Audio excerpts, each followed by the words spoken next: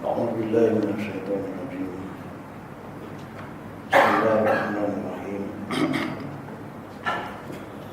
الحمد لله رب العالمين وبه نستعين على أمور الدنيا والدين.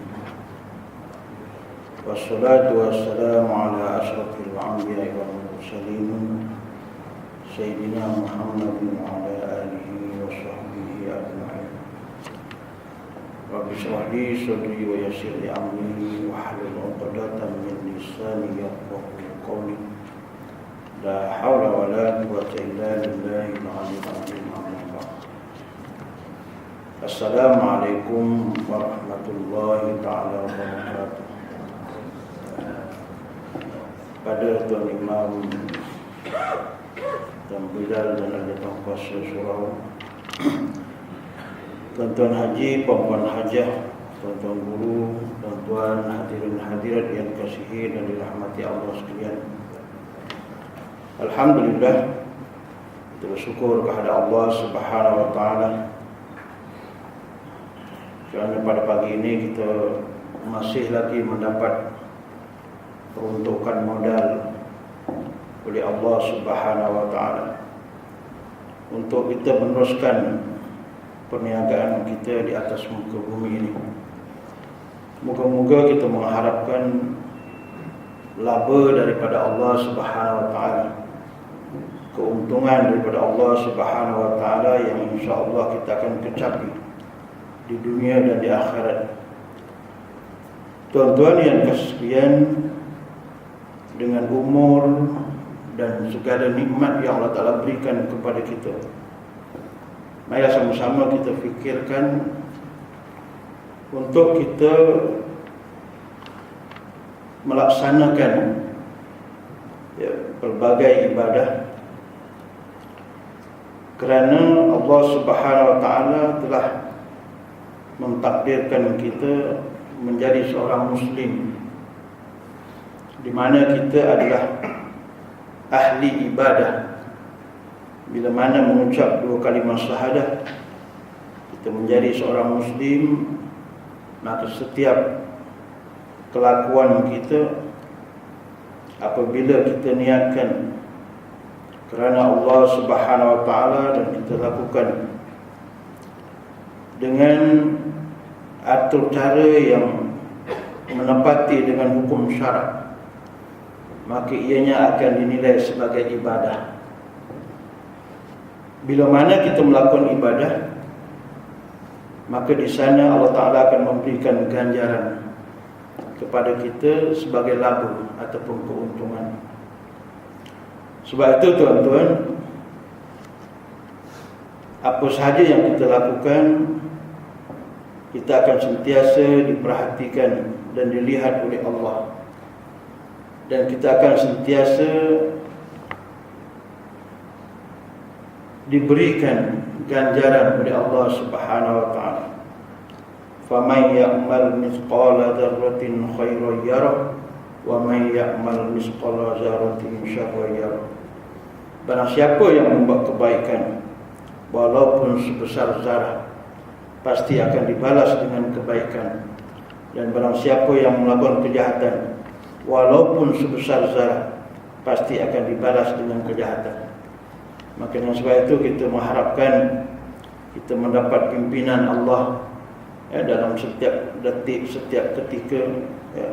Moga-moga kita mendapat keredaan dan keberkatan daripada Allah Subhanahu wa taala. Tuan-tuan yang sekalian, kita sambung kuliah kita dalam kitab Bidayatul Hidayah. Pasal sebulan sekali, 2 bulan sekali ni, dalam yang saya tanda ni, muka surat 34 kalau kitab saya, kitab yang Jawi ni. Kita masih lagi membincangkan tentang adab-adab berwudu. Yang lepas kita dah bincangkan bila kita berwudu daripada basuh tangan, daripada berkumur-kumur. Pada malam ni, pada pagi ni kita sambung lagi. Bismillahirrahmanirrahim. Kemudian apabila pula satu cebok air yang lain untuk engkau membasuh muka, maka basuhlah muka mulai daripada tempat yang mula mendatar daripada dahi sampai ke hujung bahagian hadapan daripada dagu. Jadi tuan-tuan, dalam kitab Bidatul Hidayah ya, kita akan membicarakan tentang adab, bukan membicarakan tentang syarat sah ya. Maknanya mesti buat macam itu ke Ustaz? Ada orang tanya. Kitab ni saya mengajar banyak tempat. Maknanya kalau kita tak buat itu, tak sah ke Ustaz? Ini bukan cerita sah tak sah ya, sah tak sah kita bincang dalam bab fiqh. Ini kita bincang dalam bab tasawuf ya, dari segi adab. Maknanya nak buat yang terbaik. Tapi walau bagaimanapun tuan-tuan ya, jangan sampai kita ni nak beramal ya, kita nak cari afdal, nak cari yang terbaik. Bila kita rasa tak boleh buat, kita tak buat. Jangan sampai begitu. Cuma kalau maknanya ada waktu dan juga kita boleh buat yang terbaik, kita cuba lakukan yang terbaik. Jadi di antara adab membasuh muka ketika berwudu ya, kita basuh daripada atas ni, daripada tempat berwudu. Ada peraturan itu, katanya seni ya. Kalau tukang masak ni pun dia ada seni dia, tuan-tuan ya. Kalau tuan-tuan sama-sama gotong royong tu kadang dia chef tu kan, yang tukang masak tu. Saya suka kadang-kadang kalau tempat apa nama orang Jawa kata rewang kan. Satu tempat kata kejubus, satu tempat lagi sinoman. Dia benda yang sama kan. Di Sabah lain bunyinya, di Sungai Kelambu, Sungai Lang, Banting lain. Tapi benda yang sama lah ya, gotong royong tu. Kerana ada makcik ni, dia cara dia masak ni, kalau dia dah kacau masak tu, gulai, dia rasa, nak rasa masin ke tidak, sepatutnya dia ambil sudu ke kan, dia cuik dekat dia pun senduk. Saya tanya, kenapa makcik buat kat senduk? Kat senduk ni kita nak tahu macam mana garam tu meresap dekat daging, macam itulah meresapnya kat kayu ni. Itu seni itu istilahnya ya. Dia sampai tahap itu maknanya seni. Jadi ada orang ambil wudu, dia main tepuk yang mak pun ada ya. Jadi kita basuh di atas, itu yang terbaik. Ini dari segi bujur ya, dari atas ke bawah. Dan dari segi lebarnya pula ialah jarak antara dua telinga, dan sampaikanlah air itu ke tempat tahsif, iaitu tempat yang telah beradat bagi wanita membuang rambut yang ada di situ ya. Jadi tuan-tuan, kalau dalam kitab fiqh pun disebut, yang disebut sebagai had muka ni daripada tempat mula tumbuh rambut sampai ke dagu ni, tempat tajam ya. Kemudian daripada anak telinga kanan sampai anak telinga kiri ya, kalau kita lukis itu, itulah had muka kita. Sebab tu bagi orang perempuan, bawah ni masuk dalam aurat. Sebab bukan muka kat depan ni kan. Sebab tu kalau telekung dia pakai telekung biasa ada tutup ni, dia sebut sebagai kekek kan. Tapi kalau tudung pergi konsep, dia tak ada tutup. Di sana ada satu persoalan, kenapa yang kita dah belajar itu aurat kan, aurat perempuan dalam sembahyang dan luar sembahyang sama ya. Jadi maknanya masuk aurat ke tidak, janganlah bagi saya jawab kan, kita dah belajar semua kan, istilahnya begitu. Tapi ada dalam perbahasan ulama ya, menyatakan ya, ada dua tempat aurat yang kalau kita dalam waktu kita bekerja biasa misalnya ya, yang pertama daripada pukulan Ya, kaki untuk perempuan kaki, dan juga yang satu sini nih, ya. Dan juga lengan. Ya. Ada ulama mengatakan ya, di sana disebut sebagai aurat yang ringan ketika mana dia melakukan kerja harian dia. Kerja harian dia. Kalau contohnya dia kerja cleaner, memang hari-hari dia kerjanya itu, ya, dia kerja dengan mop, dengan apa semua, ya, dan basah dan sebagainya. Untuk dia, ya, had ini, ya, bawah ni, lengan dan juga kaki itu, ya, dia sebut sebagai ya, aurat yang ringan. Ya, boleh dia buka ya, untuk kerja dia itu. Lepas tu dibahaskan berdosa ke tidak? Adakah disebut sebagai dimaafkan ke bagaimana? Ya. Ulama mengatakan ya, dia termasuk dalam aurat, maknanya berdosa juga, tapi dosa yang ringan, di mana dosa itu boleh dihapuskan ataupun terhapus bila mana dia melakukan ibadah. Misalnya dia ambil wudu, maka wudu itu akan menghapuskan dosa tadi yang masa dia kerja tu dia terdedah tadi. Jadi maknanya kalau kita boleh tutup waktu kita kerja, itu yang terbaik.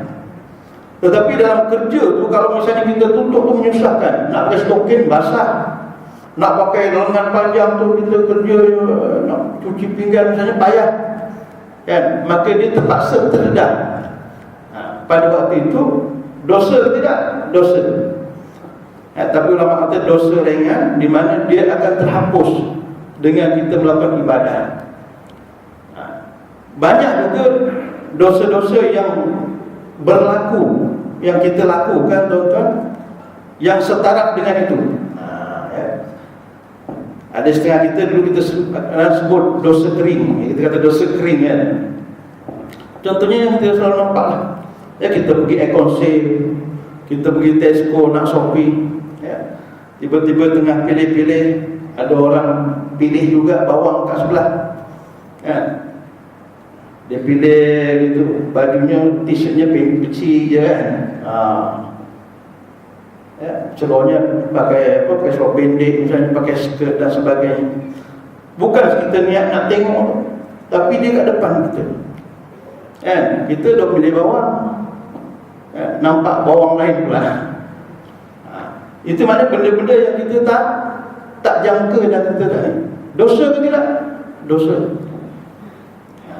Tetapi dosa-dosa itu ya, yang mana kita akan terhapus ya, bila mana kita melakukan ibadah.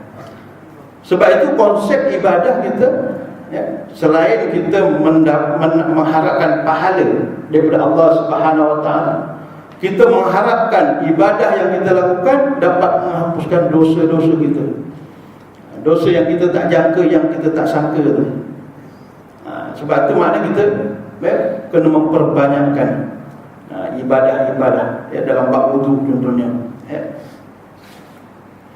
Jadi kita membasuh ya, muka daripada mula tumbuh rambut ya, sampai ke dagu, daripada anak telinga kanan sampai anak telinga kiri. Jadi sebenarnya yang saya sebut dulu, kalau orang perempuan tu dia punya tali tudung, dia punya set pun panjang tu, ya, kena keluarkan, jangan diselitkan dekat telinga. Sebab kalau dia basuh nanti dia tak basah. Sedangkan rambut tu tumbuh dalam had muka. Sebab tu kalau waktu saya belajar dulu kat musim tumbuh tu, guru kata kalau perempuan pun suruh potong untuk memudahkan dia, tapi tak cun lah kan, potong. Kalau nak simpan kena pandai, terutama ketika mana berwudu. Sebab dia tumbuhnya dalam had muka, kita lukis itu. Sebab bagi perempuan bulu ataupun rambut yang tumbuh di tempat wudu, di anggota wudu, sama ada tebal atau nipis, mesti kena air basuh sampai kulit. Berbeza dengan laki-laki. Laki-laki kalau jambang dia tebal, janggut dia tebal, dia tak wajib air itu sampai ke kulit. Waktu saya belajar dulu, tuan guru kata, had tebal. Macam mana ukur had tebal? Kalau kita berdiri dua orang, kita letak tangan tu, mana kita hadapan orang, kita tengok janggut dia, jambang dia. Kalau masih nampak kulit dekat janggut tu, mana janggut tu nipis. Kalau kita tengok tak nampak kulit, nampak janggut dia, tu janggut tebal. Jadi janggut tebal tu sunat aja kita menyelati. Bahasa kitab jauh, kitab lama ni, menyelati je. Tak wajib. Tapi kalau perempuan, ditakdirkan ada perempuan yang bulu dia tebal dia, wajib digosok, air itu wajib sampai ke kulit.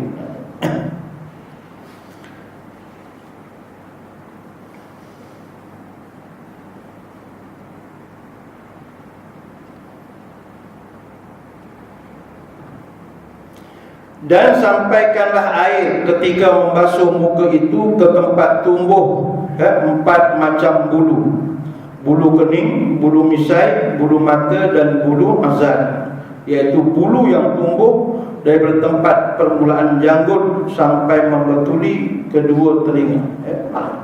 Sini yang biasa bulu orang kata siapa tu, itu namanya bulu azan. Jadi maknanya kena basuh semua. Yang itu nak menentukan sah ataupun tak sah. Maknanya kita basuh hand muka tu, pastikan semuanya basah. Di sana menentukan wuduk kita sah ataupun tidak.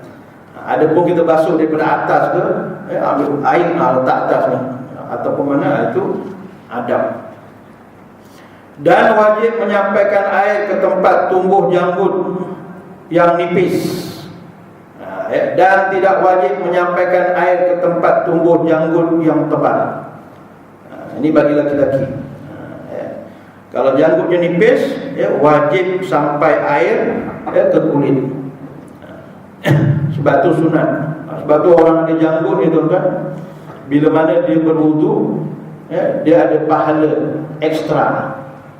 Pahala menyelati, pahala menggosok. Kalau orang tak ada janggut, tapi jangan menangis pula, tak ada janggut tu, tak ada pahala tu. Itu rezeki. Dan baca olehmu ketika membasuh muka, Allahumma bayyid wajhi binurik yawma tabyaddu wujuhu awliyaik wa la tusawwid wajhi bizulumatik yawma taswaddu wujuhu a'daik. Ya Allah, putihkanlah mukaku dengan nurmu pada hari yang menjadi putih muka para awliya, yakni pada hari kiamat. Dan jangan engkau hitamkan mukaku dengan kegelapan pada hari menjadi hitam muka musuh-musuh. Pada hari akhirat nanti tuan-tuan, ketika kita berhimpun di padang mahsyar, Allah Ta'ala akan bangkitkan manusia ini dengan berbagai-bagai rupa. Ada yang dirupakan dengan rupa binatang, seperti muka monyet, seperti muka yang gelap, mukanya gelap. Ada mukanya yang cerah, mukanya yang bersinar-sinar.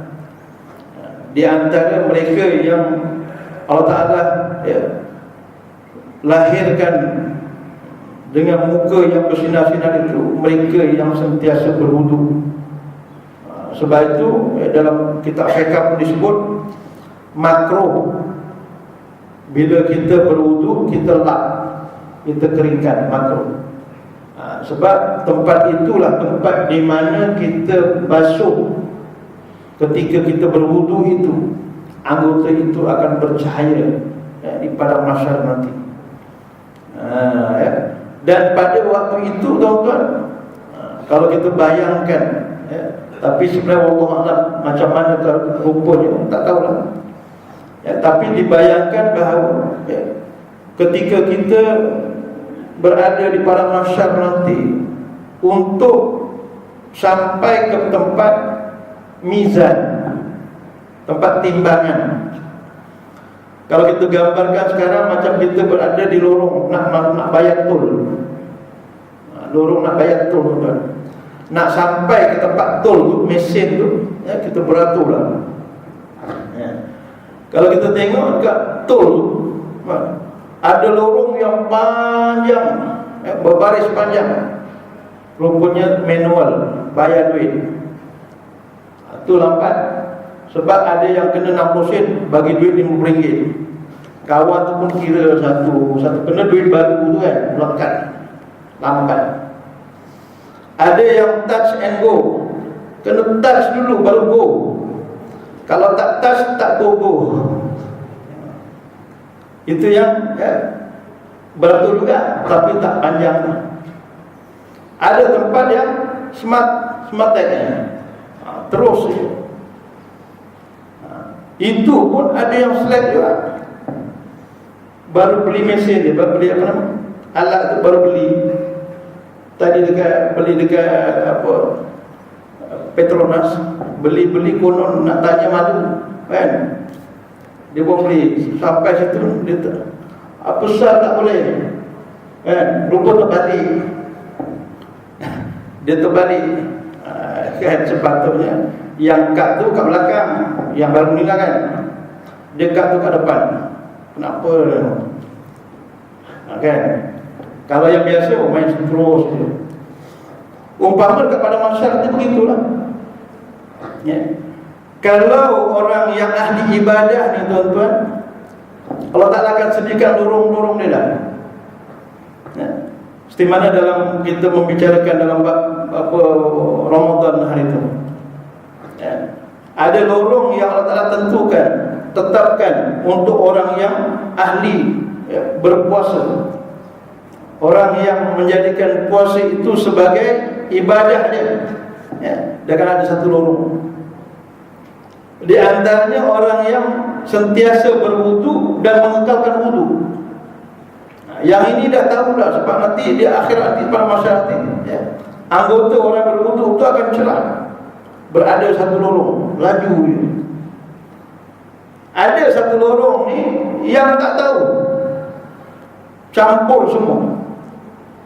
Yang sembahyang tak berapa nak sembahyang, yang berwudu tak berapa betul, walaupun selalu wudu tapi tak dikira, sebab banyak wudu-wudu yang dia buat tu tak sah. Basuh tangan tak basah belakang, basuh kaki tak sempurna. Ya. Maka dia berada di lorong yang bercampur. Itu yang lambat. Itu dibayangkan begitu. Jadi tuan-tuan, kalau kita beribadat, pastikan, ya, kita lakukan ibadah itu dengan keadaan yang betul. Kemudian kita tambahkan dengan, ya, menepati adab-adabnya, supaya maknanya kita boleh, ya, cepat, ya, untuk laluan Siratul Mustaqim nanti.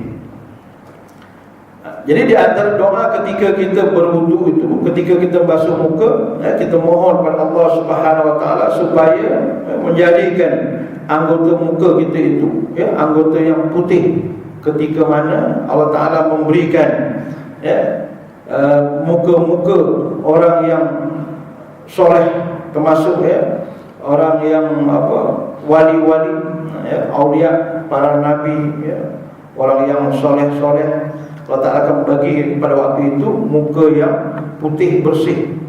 Kita mengharapkan juga kita termasuk dalam golongan itu.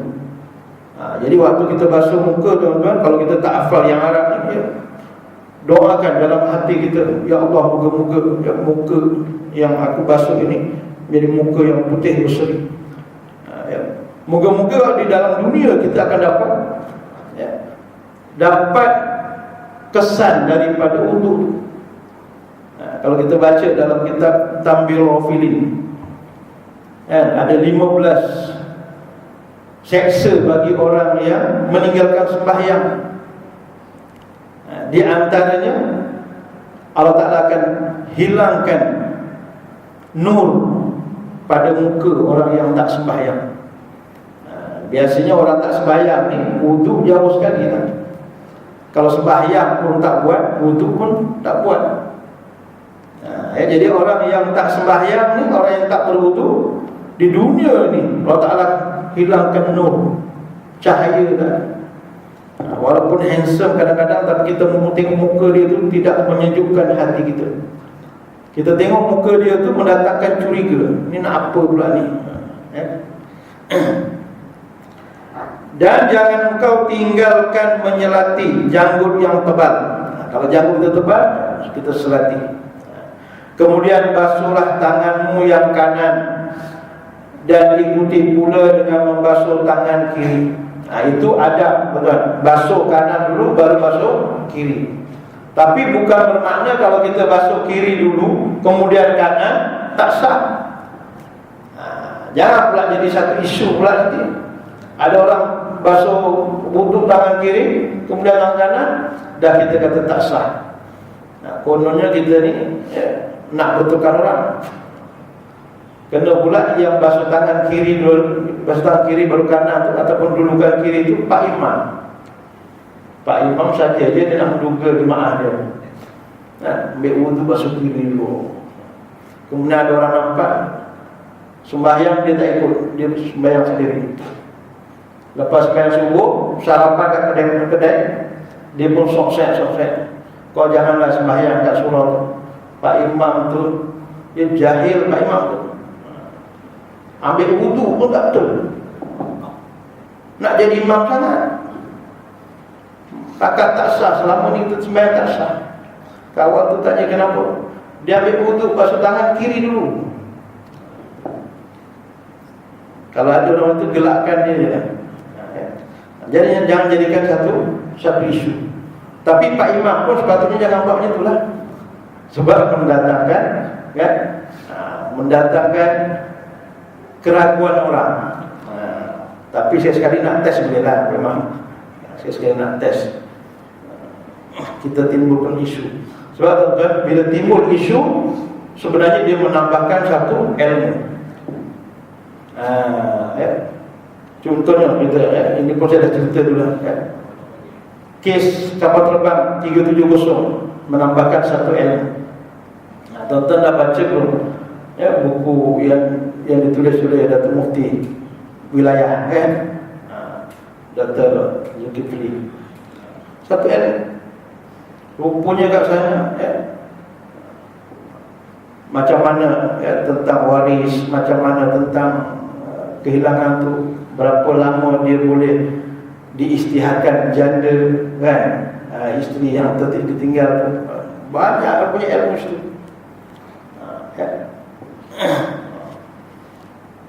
Bila ada satu isu, sebenarnya bertambah satu ilmu. Yang terbaru ni, hari raya Korban, di Mekah wukuf hari Khamis, Jumaat. Wukuf hari Jumaat. Kita raya hari Ahad, jauh tu. Dah dibahas. Saya tengok dekat WhatsApp, dekat Facebook macam-macam. Saya takut tu je orang yang tanya yang afdal mana, tapi tak puasa pun. Dia tanya bukan main. Dah ulama tu nak puasa hari Jumaat pun boleh, nak puasa hari Sabtu pun boleh. Puasa hari Jumaat kita ihtimalkan ikut Mekah, sebab dia wukuf tu di Mekah, bukan di kita. Tapi kalau kita ikut yang hari Sabtu yang ditentukan oleh pihak kerajaan kita, boleh tak? Sebab dia berlaku perbezaan. Itu yang ada istilah matlaq tu. Kalau sebelum ni tak kenal apa benda matlaq, bila kita baca, satu ilmu dah. Tak ada masalah, jangan gaduh. Ini pun gaduh, tanya-tanya lama-lama tak puasa. Dia kata, buat apa puasa? Ikut ini tak betul, ikut sana tak betul. Siapa kata tak betul? Itu namanya khilaf ulama. Yang tak betulnya yang tak buat tu. Macam puasa macam semain tarawih lah. 8 ke 20 bahas. Dia di medan dia kedai kopi. Tak pergi. duk bahas gaduh-gaduh.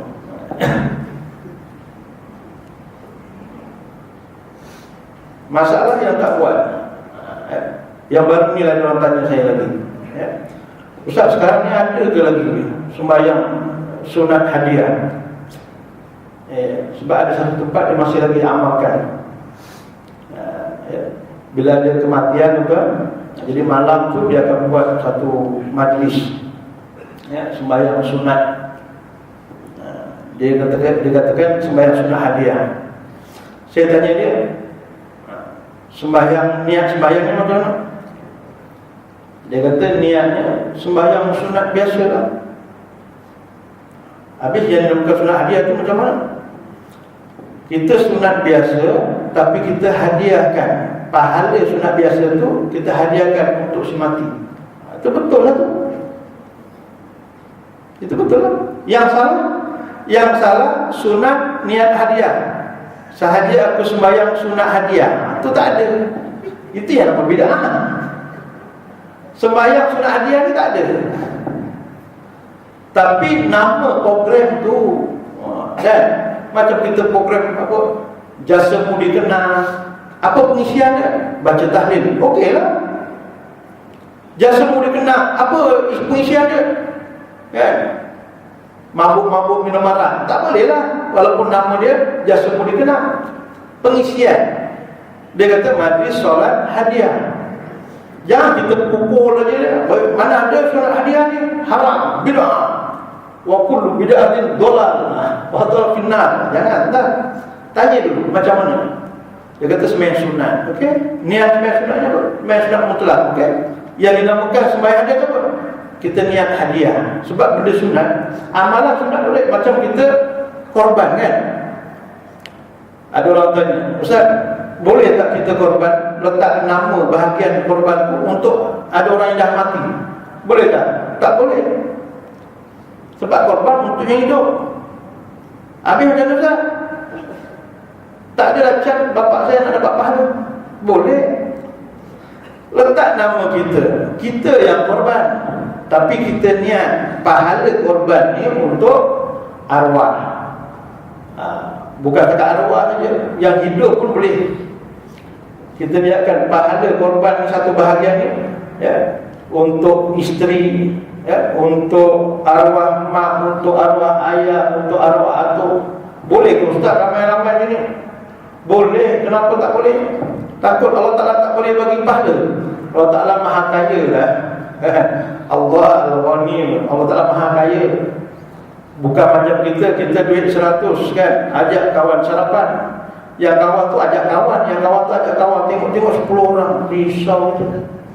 Ini kalau kena apa, makan nasi kerabu, lauk ambil 2-3 jenis, teh kan? Kita pun risau je. Lah orang lain makan, kita pun tak makan. Tak makan? Oh, makan dulu. Padahal nak cover tak cukup duit.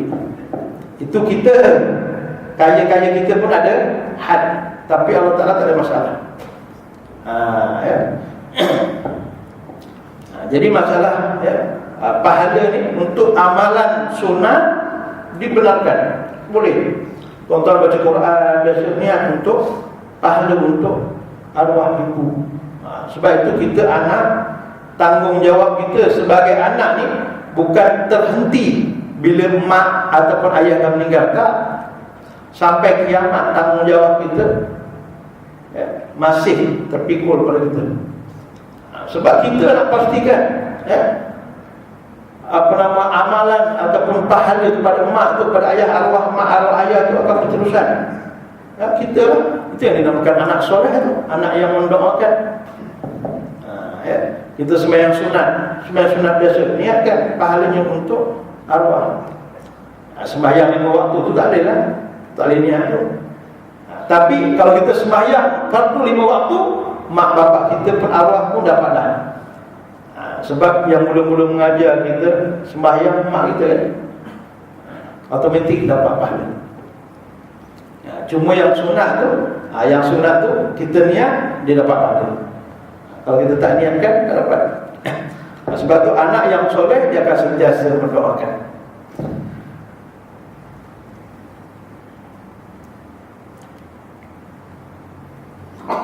Jadi maknanya basuh tangan kanan ya dulu. Tangan kanan dulu barulah tangan kiri. Itu adab. Tetapi tidak bermakna kalau kita tidak mulakan dengan tangan kanan maka wudu kita tak sah, bukan. Basuhlah tanganmu bersama dengan kedua siku sampai kepada pertengahan lenganmu. Maknanya kita basuh tangan kita sampai ke siku. Kalau dalam kitab fiqh sunnah kita lebihkan 4. Itu dari setengah lengan tu. Sebab kita punya siku ni dia tak ada garis. Line kuning ke line double line pun tak ada. Jadi kita tak tahu dia punya had. Jadi nak kau-kaukan lebihkan. Yang lebih tu besok bersinar-sinar tu kan. Yang bercahaya tu lebih ya. Basuhkan. Jangan kita basuh ngam-ngam nak jimat air. Katanya kan. Hari Jumaat pun dah diwar-warkan suruh kecilkan paip. Sebenarnya kita ni tuan-tuan, kita ni orang Islam Malaysia lah, orang Islam Malaysia ni. Kita ni kalau ada Allah Ta'ala datangkan bala, orang Jawa kata datangkan bala, baru kita sedar. Sepatutnya tak payah nanti bala Allah Ta'ala.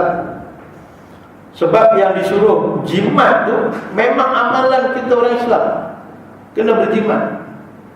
Kita buka wudu, buka air, habis pusing tu.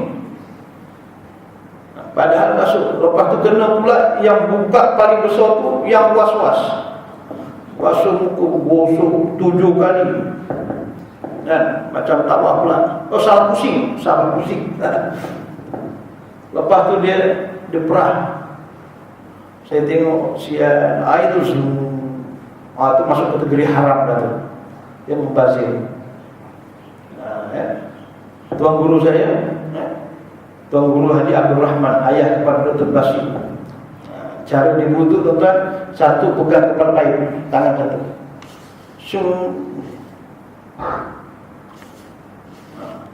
Itu style dia.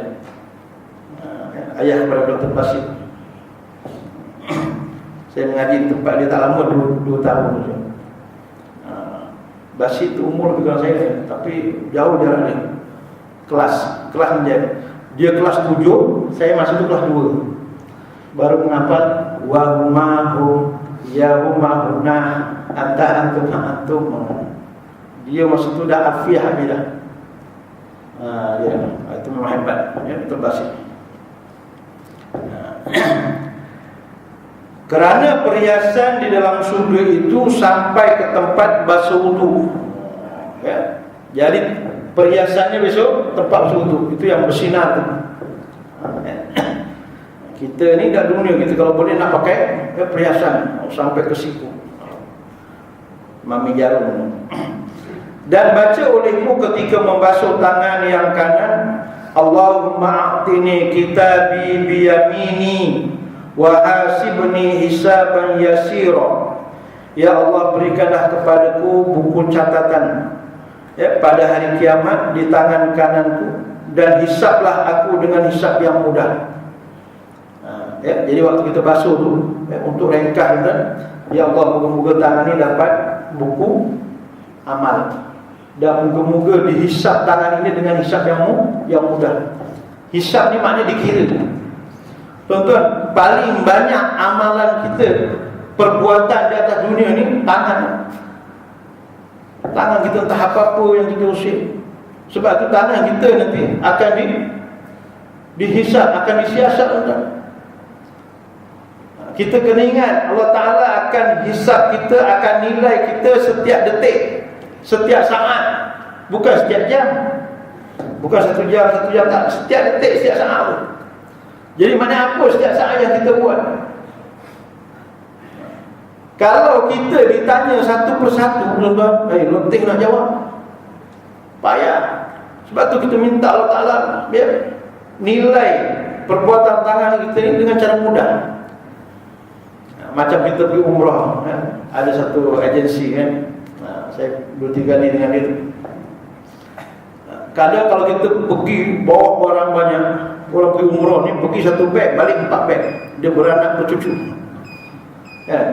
Kalau sampai ke immigration tu, kalau dia tengok 4 beg tu, dia buka letih tu tuan-tuan.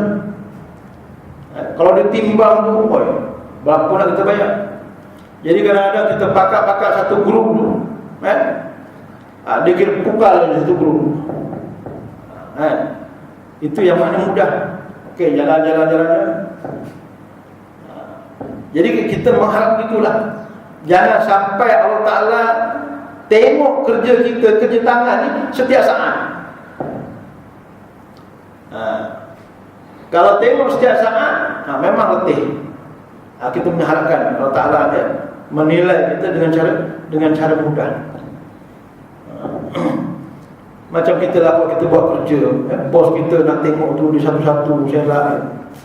Kalau dia tengok lebih kurang, kalau kayak saya kat sekolah, kalau naziran datang tu, malam tak tidur, makan tak lalu, bukan? Tengok semua. Kalau keuangan tu semua tengok, satu titiknya pun dia tengok. Laporan tu titik pun tengok. Kenapa titik dua bertindih ni renggang? Saya kata ada masalah tu. Yalah, kalau renggang ni maknanya lain. Dia kena nampak ini makna lain. Makna titik pun jadi isu. Kebetulan memang dia dah ada laporan, si fulan ni ada masalah. Lagilah detail cari masalah. Saya pernah kerja sebagai nazir juga. Sebelum bertugas sekolah ni, saya jabat 4 tahun jadi nazir. Lama-lama saya kata tak boleh pendek umur ni. Kita datang ke sekolah, orang marah. Saya pernah sekali berdesing telinga ni. Saya datang dia, ni langau ni nak apa pun nak datang. Saya kata langau. Atas saya tu ada bos saya ni. Saya cuit. Ustazah tu apa? Ustaz tu kata kita langau datang. Dipanggil lah. Dia kata langau-langau ni datang buat apa? Pasal kita nak cek dia kan. Nak dapat. Kerjanya memang kita cek salah orang kan. Tak cek salah orang. Tapi cek salah tu nak betulkan. Dia kata cek langau apa? Langau ni. Bila ada orang datang ke sekolah, datang ke pejabat kita, dia nak mengadu. Sekolah dia tak ada tu, tak ada ni, nak cepat, kita pening balik. Kat sekolah lagi senang. Jadi waktu kita basuh tangan kanan tu, kita doa tu. Ya Allah, moga-moga tangan kanan inilah yang akan mendapat buku amalan. Tuan-tuan, di antara alamat ahli syurga ataupun neraka, mereka yang mendapat amalan buku amalan tangan kanan itu ahli syurga. Kalau dapat buku amalan tangan kiri, itu ahli neraka. Jadi kita mengharap sangat jangan sampai buku amalan tu kita terima dengan tangan kiri. Itu tanda-tanda ahli neraka.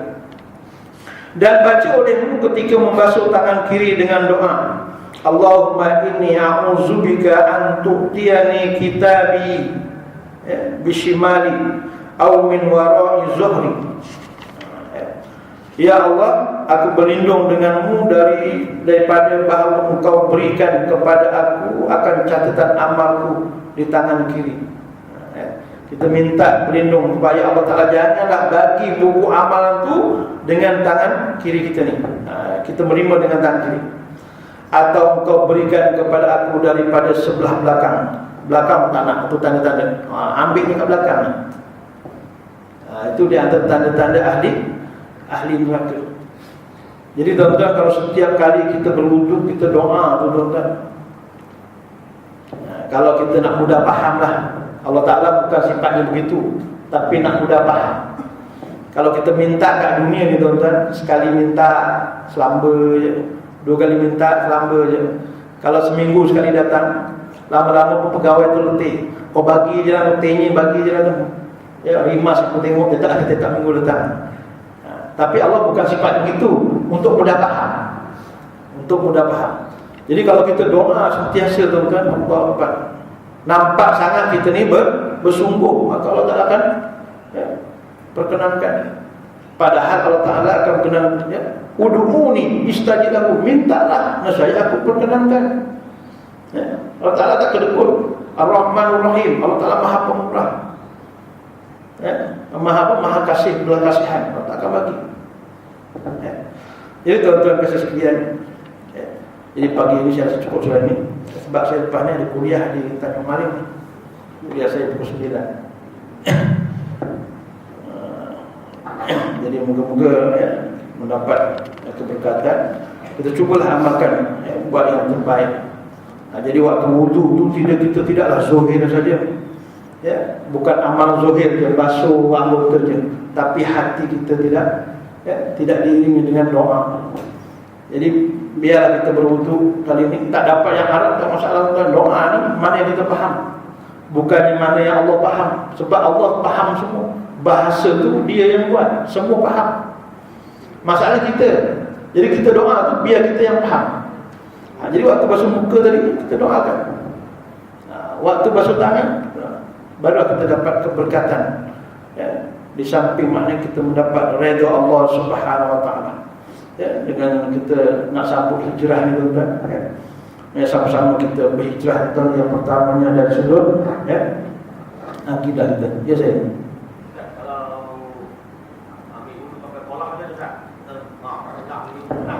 Itu boleh berlaku. Nak celup pun tak apa, ya, nak siram pun tak apa. Kalau kolam tu besar, tuan-tuan, lebih daripada 2 kolam, tengok kanan kiri tak ada orang, masuk suntruh pun tak apa.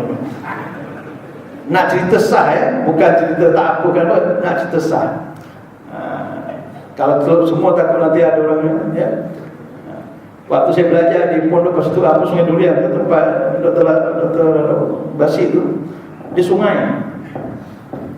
Pagi-pagi rumah, ya, pukul 5 tu dah tu. Masuk susu tu dah. Mandi tak ada sabun-sabun dah. Mandi pondok dekat pondok ni mana ada sabun-sabun, tak sabun dah. Kalau mandi wajib pun main terus. Saya ingat dulu. Memang cukup mudah. Dia tajuknya je mandi. Bersih tak bersih tak ada, tajuk mandi. Makan itu dia, tajuk makan. Ya. Dia harus makan. Apa makan? Nasi, lauk apa? Kadang-kadang ikan kering. Ikan kering seekor 3 hari juga. Allah Akbar. Telur rebus 1 hari sebiji. Macam mana makan? Pandai-pandai lah. Duit rasa mahal sangat waktu itu. Padahal cuma RM20, sebulan RM20, selesai. Tapi jimat berkat. Ya. Dia kalau makan yang penting makan. Dia tak makan lauk apa, tak ada. Tadi makan. Tak ada nak fikir nak makan sedap, tak ada. Asal makan je. Itu yang betul pernah makan. Saya balik, ayah saya sekarang umur pun dah 85, 86 sekarang. Dia zaman Jepun dia rasa dulu dia suka cerita zaman Jepun gini-gini. Ya, bila saya pergi pondok saya balik cerita. Mungkin saya dapat rasa apa yang zaman Jepun dulu. Apa segala pucuk semua jadi ulang. Segala pucuk. Kalau tanya orang tua, ini boleh makan tak? Boleh. Itu kat pondok dulu. Jadi kalau mandi pun itu. Makan pun asal makan ni kenyang dah. Dia boleh mengaji. Penting masih mengaji. Satu hari 16 kitab, 18 kitab satu hari. Start subuh ni sampai pukul 11 malam. Tapi seronok. Tok guru sentiasa berada di samping. Kita dengan tok guru ni. Jadi alhamdulillah, saya rasa cukup sekadar itu. Moga-moga ada perbaikan. Kita telah nak sambung hijrah pelanggan. Kita ambillah tuan, pengajaran. Kita hijrah dari sudut amalan kita. Jangan kita cuma sembahyang zuhur, asar, maghrib, isyak, subuh itu je. Tak ada hijrah langsung. Sujud syukur tak pernah buat. Contoh kan, duha sekali-sekali. Tahajud susah.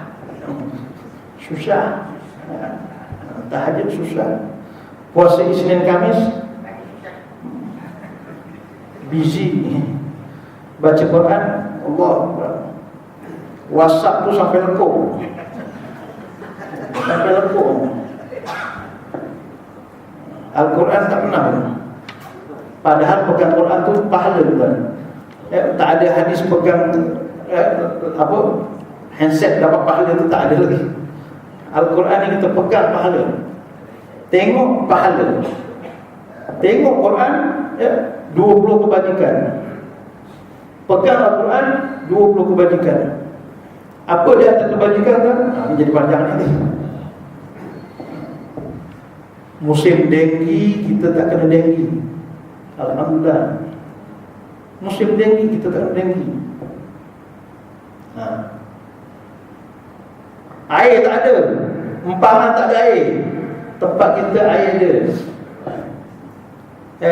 Hari tu ulang lebih berapa bulan, 2 bulan tak ada air. Betul warisan senyum je. Dia tengok saya basuh baju kat sana. Dia tak malam saya datang sini basuh baju. Itu dia kata kebaikan. Rahmat itu. Ada anak tak payah kejutkan, subuh dah bangun. Ada isteri tak payah bising-bising tutup aurat, dah tutup. Itu rahmat. Yang kita ni subuh tak sampailah orang perli-perli nak suruh pergi masjid, kita dah sampai. Kita bersama masjid ni rahmat tak? Orang ni kelah kapur, ni tuan kelah kapur nak fikir duit, kita selamba je duduk kat tiang sebelah tiang, dengar kan. Tapi ada masuk kan? Ada masuk. Itu rahmat. Rasa tenang dalam hati. Rasa tenang. Tak kaya pun tenang, tak handsome pun tenang. Ada tak handsome tenang, orang lain handsome kelah kapur. Contoh sekarang ni tuan-tuan, ada orang kaya pun dia pening. Anaknya anak pandai pening dia. Dia kata anak pandai pun susah. Belajar universiti 4 orang kat universiti. Sekejap duit, pening betul. Anak pandai pun pening. Hari tu minta sangat anak pandai, baca Yasin lah, apa makan kismis lah, air anugerah lah, macam-macam semua nak hidup anak pandai. Anak pandai pening. Anak pening. Saya pening lah tengok orang rumah saya. Berapa seorang? Seorang pun pening. Kenapa? Dia pokpek, dah pokpek tu mesin dia. Cuba tengok orang perempuan menangis. Dia buat macam mana?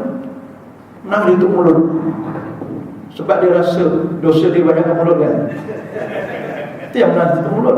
Orang lelaki-lelaki menangis macam mana? Dia tutup mata. Sebab apa? Dosa dia banyak kat mata. Dia ada menangis kat mata. Semua orang lalu dia tengok. Dia tengok tak sekali, tulis sekali lagi. Itu orang lelaki-lelaki. Orang perempuan kalau tengok orang telanjang, laki-laki bokeh kat dalam, dia tak nak tengok. Cuba pergi orang laki-laki, orang pakai miniskirt lalu, dia baring, dia tengok cermin punya. Nak tengok direct tu malu kan, ustaz kan, malu. Rupanya dia tengok cermin. Wah, aku tak tengok, padahal tengok cermin. Itu orang laki-laki tu. Jadi kita pakai lah, ya, itu rahmat. Pegang Al-Quran. Satu hari 2 muka surat minimal 2 minit setengah. Baca 2 muka surat tu 2 minit setengah. 24 jam kali 60 berapa ya? Tak terkira lah. 24 jam kali 60 minit itu 60 lagi saat. Atau 60 kali 60 minit. Kita baca Quran 2 minit setengah ya. Itu pun tak sempat melampau tu. Itu bukan orang yang tak pergi masjid. Yang biasa pergi masjid tu nak baca Quran 2 minit setengah pun jarang-jarang, kadang-kadang. Kata Nabi apa? Sendiri mengingatlah hari hijrah kita. Kita nak cerita yang besar-besar hijrah pun, yang kecil kita tak buat. Wallahualam. Saya cukup sekali itu. Wabillahi taufiq wal hidayah. Assalamualaikum warahmatullahi wabarakatuh. A'udzubillahi minasyaitonir rajim. Bismillahirrahmanirrahim. Alhamdulillahirabbil alamin wassalatu wassalamu ala asyrofil anbiya'i wal mursalin sayyidina Muhammadin wa ala washabihi ajma'in. Allahumma sallimna wa sallim dinana wa sallim tauhidana wa sallim ma'rifatana wa sallim ajsadana. Allahumma aftah abwabal khair wa abwabal barakah wa abwabal ni'mah wa abwabal quwwah wa abwabal salamah wa abwabal jannah. Allahumma jama'na hadza jama'na marhumah wa tafarruqna min ba'di tafarruqan ma'sumah. Ya Allah, ya Tuhan kami, jadikanlah pertemuan kami pagi ini ya Allah pertemuan yang mendapat rahmat dan keberkatan, dan jadikanlah perpisahan kami selepas ini ya Allah perpisahan yang mendapat keampunan-Mu ya Allah. Rabbana atina fid dunya hasanah wa fil akhirati hasanah wa qina azabannar. Wa sallallahu ala sayyidina Muhammadin wa ala washabihi ajma'in. Subhana rabbika rabbil izzati amma yasifun wa salamun ala mursalin walhamdulillahi rabbil alamin.